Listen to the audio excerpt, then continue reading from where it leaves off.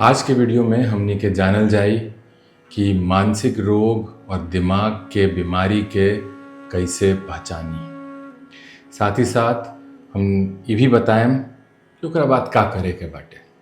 हमार नाम डॉक्टर गौरव है। हम रामनगर पश्चिम चंपारण बिहार में स्थित जन्मस्थान अस्पताल में काम करें। प्रणाम, हम बानी डॉक्टर गौरव झा।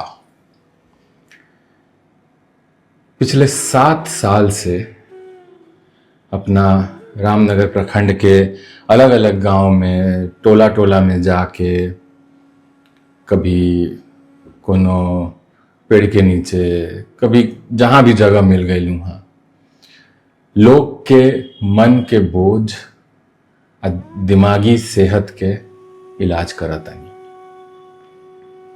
कभी जंगल पार क के, कभी नदी पार क के, कबो मोटरसाइकिल में बैठ के, कबो ट्रैक्टर में उधिया उधिया के, तो कभी पैदल।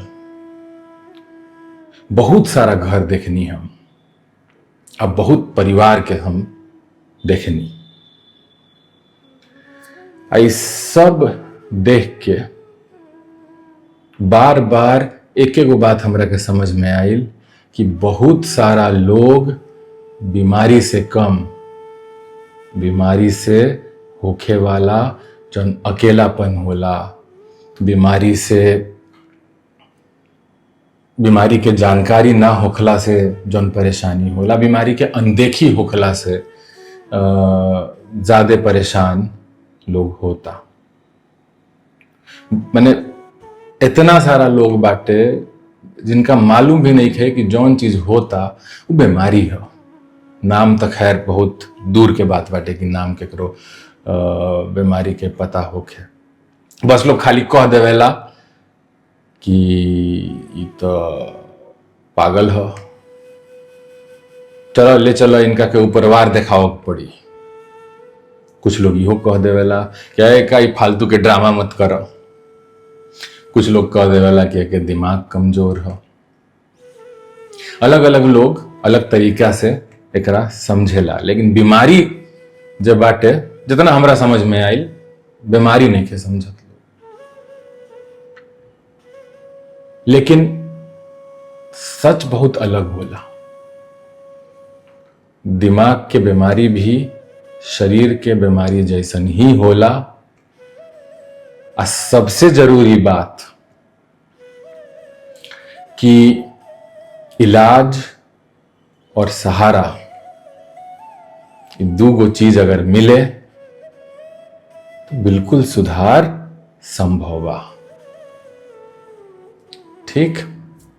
अच्छा, अब एगो सबसे जरूरी बात जे बाटे, सबसे तो ना मैंने एक बहुत जरूरी बात बाटे कि हम आज जितना बात करतानी ये पागलपन के वीडियो नहीं खे। ठीक? जौन लोग सीधा कह देवेला कि पागलपन, ये पागलपन के वीडियो नहीं खे। ये एगो इंसान के दर्द के वीडियो है। हर बीमारी, जितना भी मानसिक बीमारी होला, वो जोर जोर से चिल्ला के ना आवेला। कुछ बीमारी चुपचाप आके भीतर बैठ जाला और धीरे धीरे धीरे धीरे वो इंसान के नींद, भूख, काम, दूसरा लोग के साथ रिश्ता, एगो और ही चीज कि जीवन जिए के इच्छा, इस सब पर एकर असर पड़ेला।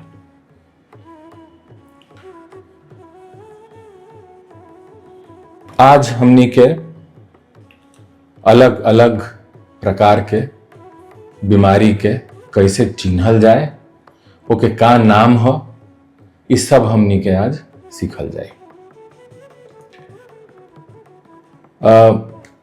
नाम अगर ना भी याद रहे तो लक्षण जे बाटे वो देख के समझे के बा कि ई लक्षण के केहू हमरा आसपास तो नहीं खे, चाहे हमरे तो नहीं खे। ठीक। सबसे पहला बीमारी जौन की एकदम सबके समझ में आई, सब जगह ऐसा केहू ना केहू हो ही जरा रुआ देखले होखे कि लोग जब बाटे कभी अकेले बैठल बा अपने से बतियावता। ठीक। चाहे केहू ऐसे कहता कि हमरा केहू देखता, चाहे एकदम पूरा विश्वास के साथ केहू कही कि ना हमरा बहुत जोर के उ नुकसान पहुंचावे के कोशिश करता, चाहे केकरो रात में अजीब अजीब आवाज सुनाई देवे लागेला। ठीक। कुछ लोग कहला कान में बजता आवाज लगातार। ठीक। एकरा साइकोसिस कहल जाला। ई जौन बीमारी बाटे एकरा साइकोसिस कहल जाला कि वो अपने से हंसे बोले लागे, केकरो कुछ सुनाई देवे जौन चीज मैंने नहीं खे, चाहे दिखाई देवे जौन चीज नहीं खे। ब्रोवा एगो बात समझे के पड़ी कि ऐसन आदमी जब बाटे उ चाहे तो एकदम डर में रहेला, चाहे गुस्सा में रहेला। ऐसन लोग भी रोवा देखले होके हम कि कभी लागल हेन्ने होन्ने भागे, चाहे केहू होके जे एकदम कपड़ा खोल के निकल के हेन्ने होन्ने घूमे लागे। बहुत ज्यादा लोग पर शंका करे कि भाई कुछ करे वाला बा हमरा, केहू हमारा खाना में केहू कुछ मिला देले बा। ठीक। चाहे कबो कबो ऐसे भी होला कि चुपचाप एगो कोना में बैठल रहे इंसान, ना केकरो से कुछ बोले, ना बतियावे, ना कुछ। गांव देहात में लोग कह देवेला कि भाई पागलपन, गांव देहात का, शहरों में लोग कहेला कि पागलपन है। कुछ लोग के मारेला पीटेला। ठीक। बहुत जगह हम देखले बानी कि लोग बांध के रख देवेला, आ ना अगर केकरो लागता कि ना कुछ समस्या बा तो लोग ओझा के लगे, सोखा के लगे, लोग वही में चल जाला। लेकिन संभव बाटे कि ई दिमाग के बीमारी। हम कितना लोग के पिछला 6-7 बरस में देखले बानी कि लोग कितना बरस से परेशान रहे, और जब हमनी के वो लोग के खोज निकलनी, वो लोग के इलाज कैनी, तो आज बढ़िया जिंदगी जियता लोग। कुछ लोग तो बाहर पैसों वैसों कमावे चल गए, आ कमा के आके घरे अब पैसा देता लोग। ये हो गई पहला बीमारी, साइकोसिस। अब दूसरा बीमारी एकरा कहल जाला मेनिया। ठीक। दूसरा बीमारी है मेनिया। एमे का होला, एमे केहू एकदम अचानक से जल्दी लगातार बहुत ज्यादा बोले लागे, कुछ से कुछ बोले लागे। ठीक। ये एगो लक्षण होला। रात भर सुती ना, खाई ना, गुस्सा खूब, एकदम उत्तेजित रही, बिना कारण के पैसा उड़ावे लागी, अपना आप के बहुत बड़ा आदमी समझे लागी। अगर ए प्रकार के कुछ लक्षण लौकता तो लोग का कहेला, लोग कह देवेला कि बड़ी खीस बरेला एकरा। चाहे कुछ लोग कह दे कि पक्का ही नशा कैले बा, ओकरे बादे एकरा भइल बाटे। ऐसे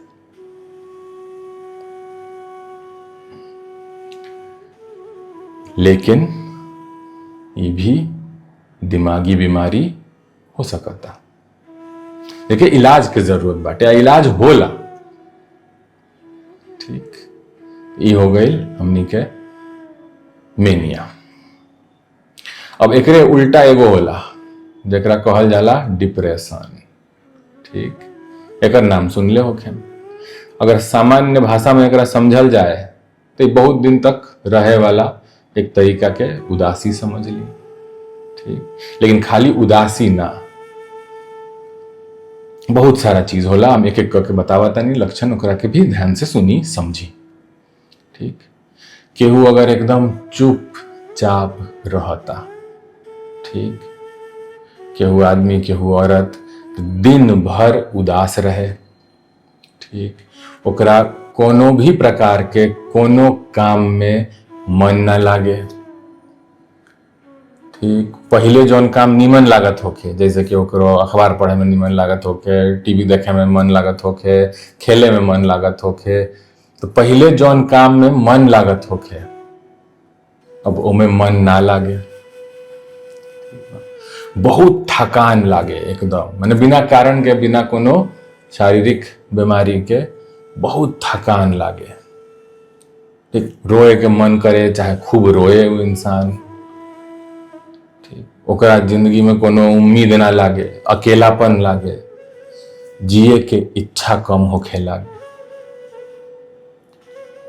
अगर इनमें से कुछो होता थोड़ा लंबा समय तक बाटे तो बीमारी हो सकता। लेकिन लोग का कहेला, लोग कहेला कि बहुत सोचता, मन के बहुत कमजोर बाटे, मन मजबूत करिए सब भाग जाई बाहर, कहे लगी ना लोग, बताइए हमें। लेकिन इस सब जे बाटे डिप्रेशन के लक्षण हो सकता। और डिप्रेशन ये असली बीमारी है, कोनो नाटक नहीं है। बड़का बड़का लोग के डिप्रेशन भइल बा दुनिया में, जिनका लगे सब कुछ बाटे, उ लोग के भी डिप्रेशन होला। डिप्रेशन खातिर जिंदगी में कोनो दुख चाहे कारण होखल जरूरी नहीं है। ठीक, अब एक साथ एक और ही बीमारी आवेला। अब बहुत बार बहुत लोग में डिप्रेशन आई, अगला जन बीमारी बतावे जाता नहीं, दोनों बहुत लोग में बहुत बार साथे होला। एकरा कहल जाला एंजाइटी। कौन सी कहल जाला? एंजाइटी। नाम भूल जाई, याद कौन सी रखी? ज्यादा चिंता करे वाला बीमारी। कबो हम पहले अपन कोनो वीडियो में कहले होखे कि सब जितना भी चीज आदमी महसूस करेला सब नॉर्मल भी होला, लेकिन कबो कबो जे बाटे वो बीमारी में बदल जाला। आ कब बीमारी में बदलेला? जब वो चिंता करी तो नॉर्मल होला। भाई अगर परीक्षा बाटे आ विद्यार्थी चिंता ना करे, ठीक, तो फेल हो जाए, पढ़वे ना करी। लेकिन चिंता जे बाटे वो जब ज्यादा हो जाए, इंसान के भूख, नींद, रिश्ता, काम, ये सब लागे बिगड़े, तो वो बीमारी हो जाला। हर समय चिंता, रात भर नींद ना आवे, बहुत लोग घबराहट होखे लागेला, एकदम जोर जोर से लागी धड़के, पसीना होखे लागी, ठीक, डर लागे लागी। तो जब ये सब होखे, ठीक, तो एंजाइटी के लक्षण हो सकता। अब बहुत बार मैंने वो देखे कि बाहर से देखे में एकदम नॉर्मल लागी कि ठीक बा, थोड़ा दुखी लागत रहे, चाहे ठीक है बाड़ी, ठीक है लौकत रहे, चाहे मैंने चिंता भी भीतरे भीतर भीतरे भीतर भीतरे भीतर चिंता उनका के लोग के खात रहेला। हाँ, अंदर से तुरंत रहेला। तो ये एंजाइटी भी जे बाटे वो मानसिक स्वास्थ्य के एगो दिक्कत हो सकता। अब एंजाइटी जैसा एगो बीमारी होला जकरा कहल जाला ओसीडी। ठीक, अब ओसीडी बीमारी में का होला? मैंने हमरा लागत रहे कि ओसीडी बीमारी तो शहरे में मिलत होई। मैंने बहुत लोगों ने कहबो करेला, हम बाहर जानी कहीं लेक्चर देवे खातिर, चाहे कहीं पढ़ावे के खातिर, तो बहुत लोग कहेला कि गांव में कहाँ मिली सब मरीज, तो शहर में के बीमारी है। जब हम बतावे नहीं कि गांव में मिलेला, लोग एकदम भौचक्का होके सुनेला बात। ओसीडी में का होला कि केकरो बार बार हाथ धोवे के आदत होला, तनिको कहीं कुछ लागल हाथ धोए, इतना हाथ धोई इंसान कि उ लोग के पूरा हाथ छिला आ जाला। ठीक, कभी कभी का होला केकरो कि जैसे मान ली कि दरवाजा बंद कैनी, अब बार बार लागी कि दरवाजा जे बाटे वो खुले बाटे, मन में आई कि जाके एक बार चेक कर ली का, निकल के लोग चल जाई, जाके चेक करके आई। कुछ ऐसन भी मरीज हम देखले बानी कि रात भर वो मरीज दौड़ दौड़ के बेर बेर जाए दरवाजा देख के आए, बंद मिले, फिर आवे सूते, फिर ओकर दिमाग कहे लागे दरवाजा बुझाता कि खुले बा, फिर जाए देख के आए। ठीक, तो चिंता जब बाटे जब बार बार ये प्रकार के चिंता होखे लागे और खाली चिंते पर ना रहे, वो चिंता से जब बाटे कुछ एक्शन भी निकले कि हाँ जाके कुछ करता नहीं, बार बार ताला चेक करता नहीं, बार बार हाथ धोता नहीं, कोनो बात दिमाग में आके अटक जाए, अब बार बार दिमाग में जब वो घूमत रहे तो हो सकता कि ओसीडी बा। ऐसे बाकी लोग के भी परेशानी होला। कुछ लोग आए कहला कि भाई दिन भर में ये इतना पानी बहा देता कि का कहीं, पर ये समझे के बाटे कि ये तकलीफ से वो इंसान खुद भी तो परेशान बाटे। ये जिद नहीं खे, ना कोनो नाटक है, ये दिक्कत ओसीडी के दिक्कत हो सकता और के इलाज बाटे। ठीक, अब एगो और बीमारी के बारे में बात कही जाए, वह मिर्गी के बीमारी। हमरा जब हम ये काम शुरू कैनी तो हमरा इतना आश्चर्य लागल कि 20-25 साल से मिर्गी, झटका, फड़का एक बीमारी लेके लोग अपना लगे धैले बा, लोग जाके झाड़ फूक करवावता आवता, कुछ दिन ठीक रहता, फिर झाड़ फूक करवावता आवता, फिर ओकरा बाद 20 साल 25 साल तक इस डर में इंसान जिए कि कब मिर्गी के झटका आ जाए। हमने के यहाँ मिर्गी के लेके मैंने बहुत गलत फहमी बाटे, नहीं थोड़ा मोड़ा ना, बहुत ज्यादा गलत फहमी। अब मिर्गी होला बहुत प्रकार के, ठीक, जैसे कि अचानक केहू खड़ा बाटे गिर गई, थोड़ा देर बेहोश रहल, फिर होश आ गई, एकदम देह पूरा लागे ऐसे ऐसे ऐसे ऐसे कांपे, थोड़ा देर रहल, फिर ओकरा बाद होश आ गई, मुंह में से गाज निकले लागल, ठीक, दांत बैठ जाला। अब ये सब सुन के आ देख के लोग कहेला कि भाई में तो भूत प्रेत के चक्कर बाटे। अब मैंने अगर वही सुनता नहीं और अगर हंसी आवता तो ये हंसे के बात नहीं है। आज भी हमनी के इस देश में बहुत सारा लोग बाटे जिनका के जब मिर्गी के झटका आवता तो लोग समझता कि भूत प्रेत के समस्या बाटे। जानकारी के अभाव में, ठीक, उनके दोष नहीं है, जानकारी के अभाव में, वही से ये वीडियो एकदम जरूरी बा। खैर, तो अगर केकरो झटका आवे लागल, मुंह से गाज निकले लागल, बेहोशी हो गई, तो ये मिर्गी हो सकता। ठीक, ओके, इलाज होला, दवाई चलेला, कंट्रोल में रहेला। अच्छा, मिर्गी होला तो बड़ी बड़ी उपाय करेला लोग। कुछ लोग लागेला दांत छोड़ावे, ठीक, लागे लोग कुछ चम्मच घुसा द मुंह में आ दांत छोड़वाओ, नाक दाब दी लोग, नहीं खे करे के ये सब। ठीक, मिर्गी की बीमारी जब बाटे वो दिमाग से उत्पन्न होला, नाक दाब दे, मुंह वैसे ही दबाइल बा, ठीक, सांस कम पहुंची दिमाग में और ये दिक्कत हो जाए, तो मुंह में कुछ घुसावे के नहीं के। अब मिर्गी के झटका में इतना जोर से दांत कबो कबो बन्हा जाला, ठीक, दांत लाग जाला कि मैं चम्मच घुसावे कोशिश करे, वो में झटका आवता, दांत उत भी टूट जाला लोग के। तो ये सब काम नहीं खे करे के। और ये क्या करेला लोग बताई, जूता सुंघावेला लोग, कुछ ना होला उसे, ठीक बाटे।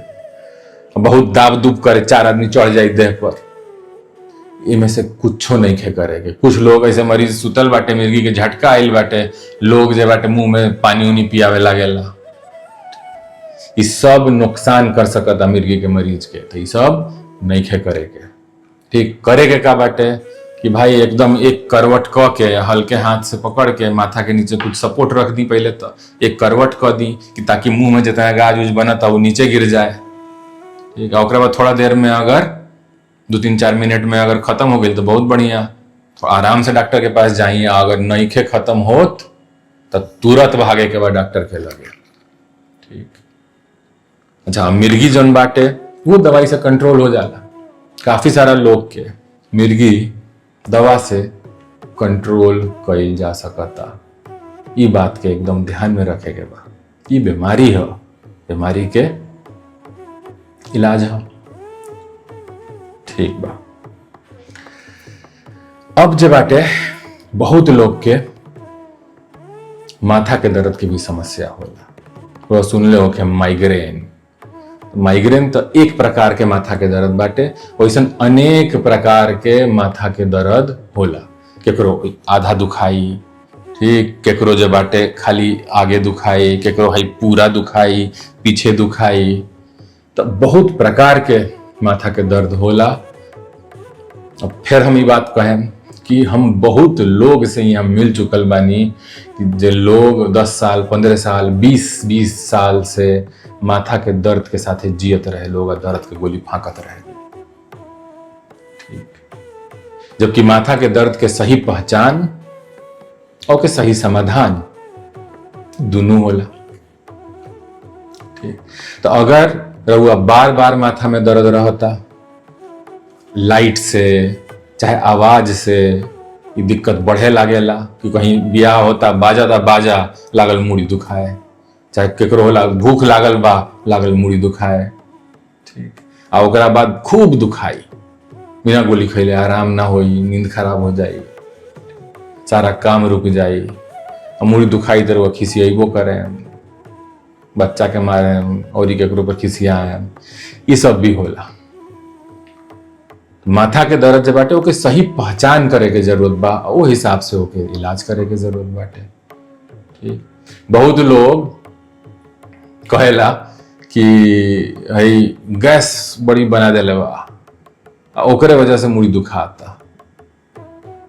भाई माथा के दर्द के कबो हल्का में ना लहल जाला। जैसन कि हम बताइनी बहुत प्रकार के माथा के दर्द होला। वो माथा के दर्द के सही पहचान करल जरूरी बाटे, फिर वो हिसाब से ओके इलाज। ठीक।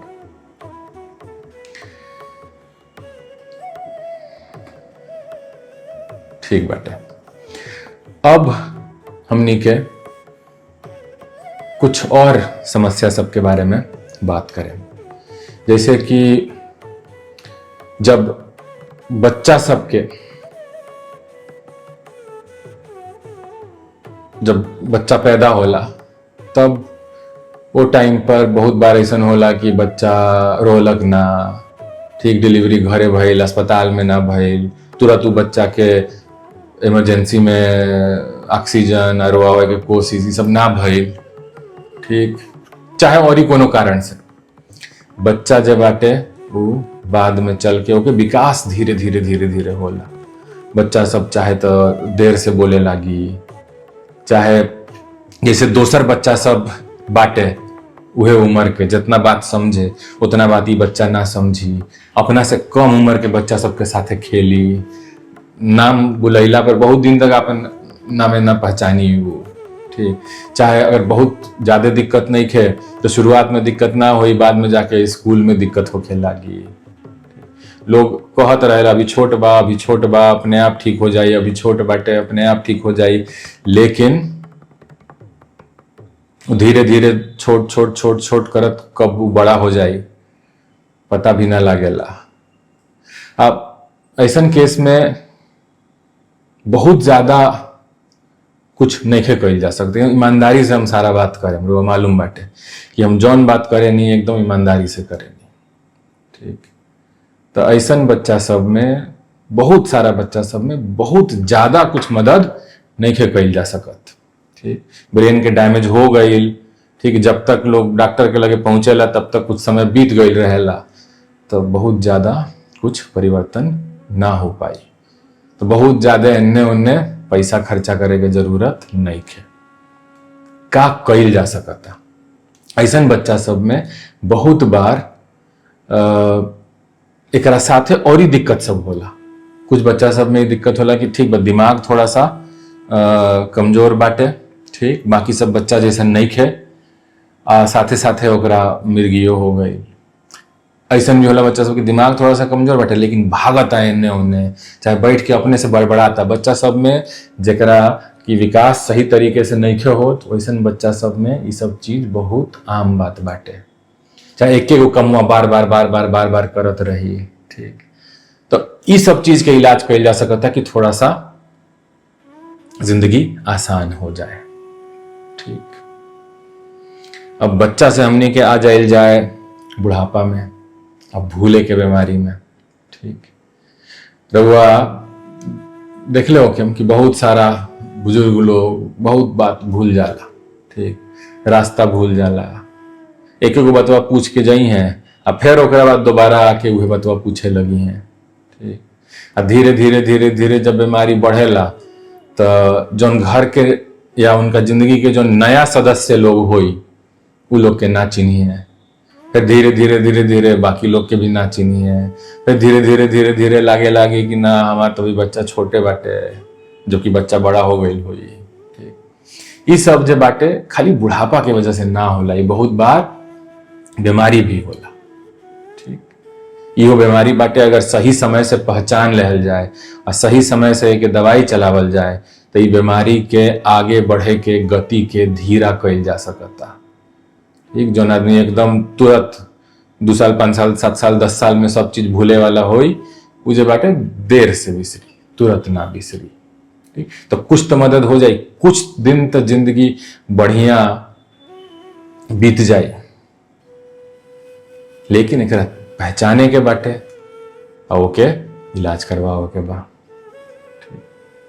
और ये बीमारी होला, ठीक, होला कंपन के बीमारी, ठीक।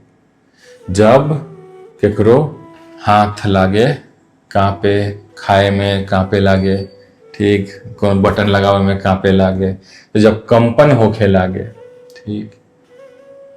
बहुत सारा लोग के ओकरा साथे साथ जे बाटे चाल एकदम धीरा हो जाला, देह अकड़े लागेला धीरे धीरे, सब बाद में, पहले तो कंपने से धीरे धीरे शुरू होला, ठीक। चेहरा जे बाटे एकदम ऊपर कोनो भाव ना दिखी, कुछ बात करें हंसी के बात करें खुशी के बात करें तब वो वैसने मुंह लौकी, दुख के बात हुई तब वो मुंह वैसने लौकी। बहुत लोग कह लगे बूढ़ बड़न वही से थोड़ा सा वैसन हो गई बड़न, ना, ई जे बाटे दिमाग के बीमारी हो सकता, आ एक दवाई बा, एक दवाई खाई जा सकता। कंपन के तो मैंने समझी हमनी के बहुत सारा कंपन के मरीज के जल्दी पहचान क के तब उनका के दवाई खिया के तब वो लोग के हमनी के समाधान कईनी। अब जे बाटे और ये एगो समस्या, ये समस्या तो सब जगह बाटे, सबके लौकत हुई चारों तरफ, वो नशा के समस्या। चाहे वो दारू होखे, चाहे वो तंबाकू होखे, गांजा होखे, चाहे और ही कोनो नशा होखे, ठीक। आदमी छोड़े के चाहे लेकिन छोड़ ना पावे, ठीक। मैंने कितना घर बर्बाद हो गई नशा के चक्कर में, लड़ाई झगड़ा मार पीट, ठीक। लोग दारू पी के चाहे नशा के गाड़ी चलावता, एक्सीडेंट कर लेता, ठीक। खर्चो बाटे, फ्री में तो मिलत नहीं है कुछ नशा के सामान, तो पैसों खत्म हो जाला, देह जोन खराब होला वो तो होकबे करेला। ये खाली आदत नहीं है, इलाज सपोर्ट सही सहारा ऐसा लोग के मिलेला।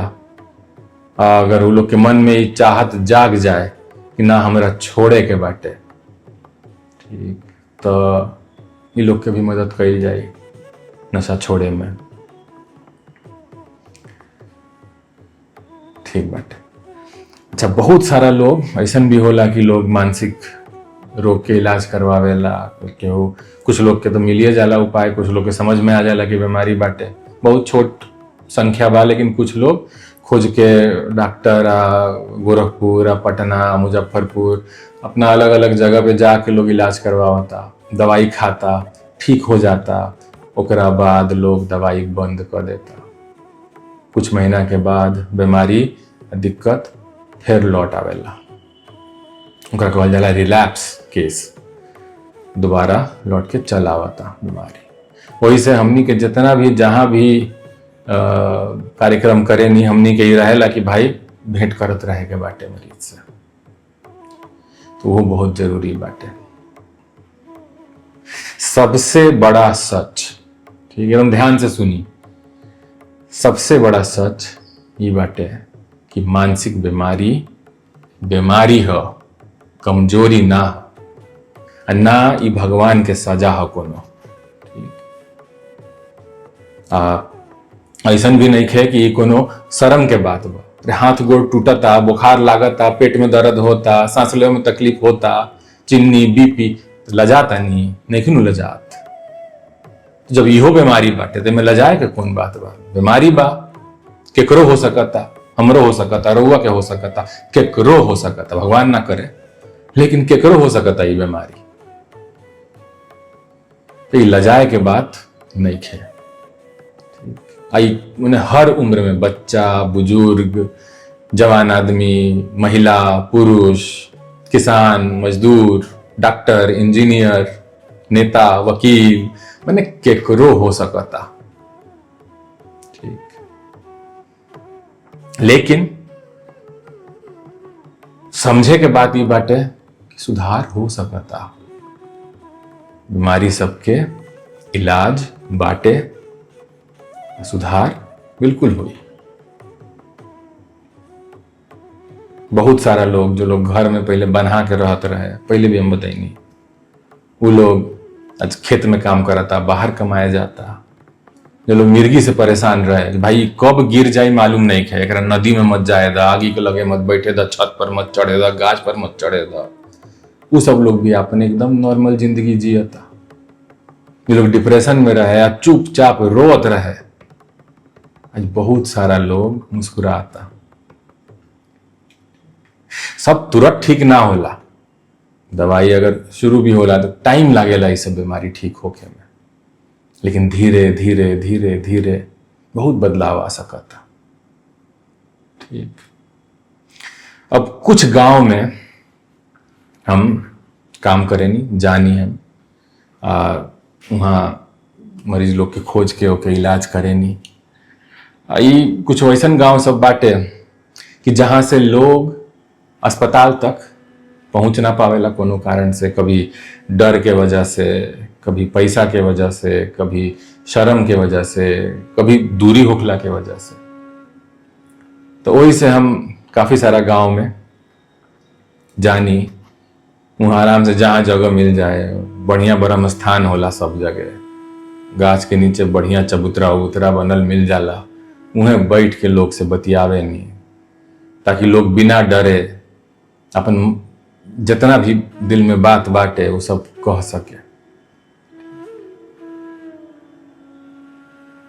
अगर रउआ अपना घर परिवार में चाहे आस पड़ोस में कोनो ऐसन दिक्कत देखता नहीं, तो चुपचाप नहीं के झेले के, ठीक।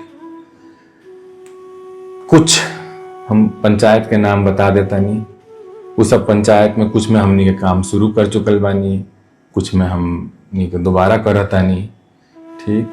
तो ये अगर रउआ में से कहीं बानी तो रउआ बिल्कुल पता लगावत रही, रउआ गांव में मदद मिल जाई रउआ, ठीक। तो परसौनी पंचायत, मनचंगवा पंचायत, ओकरा बाद बगई सफानी बगही पंचायत, बनकटवा करमहिया, अनोरनिया पंचायत, ठीक। इतना एरिया में हम धीरे धीरे धीरे धीरे पहुंचे के कोशिश करता नहीं। धीरे धीरे हमने के एगो छोट टीम भी तैयार हो गई बाटे, आ गांव के लोग सभी मदद मिलता, जैसे लोग सबके भी जब लौकता कि ना एक दिक्कत बा, मरीज बाटे, तो वो लोग भी लेके चल आवता, ठीक। सब लोग मदद करी तो हमरा से भी जितना संभव हुई हम बात करें, हम समझें, ओकरा बाद जब बाटे मिल के सबके साथ तब रास्ता जब बाटे वो निकालल जाई, ठीक। दिमाग के बीमारी, अंत में ये कहें कि भाई दिमाग के बीमारी जब बाटे शरीर के बीमारी जैसन होला, ये एगो बात एकदम गांठ बांध ली, ठीक। दिमाग के बीमारी के जितना भी मरीज बाटे वो लोग के इलाज सहारा और समय और समझ, अगर ये 4 गो चीज मिल गई तो बहुत बदलाव आ सकता। ठीक, हम कोशिश करता नहीं, लेकिन बिना रुआ मदद के ये संभव नहीं है। कभी कभी कोनो मतलब लोग के सबसे पहला दवाई जब बाटे वो ई होला कि उनका के समझे। ठीक, समझी।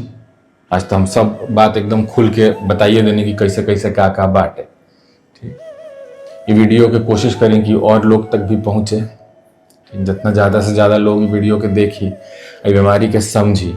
अगर हमारे गाँव में पहुँच गई नहीं तो आई 4-5 गो जन पंचायत बातें में तो हम पहुँचबे करें। ठीक, तो इलाज भी हो जाए। ठीक, अगर मन में वो अभी भी कोनो सवाल बा तो कमेंट करके पूछ ली। ठीक, चाहे हमारे से जब भेंट होई तब पूछ लें। ठीक बा, चली फिर भेंट होई। आपन घर परिवार सबके ध्यान रखी, हम तो साथ बढ़ले बानी।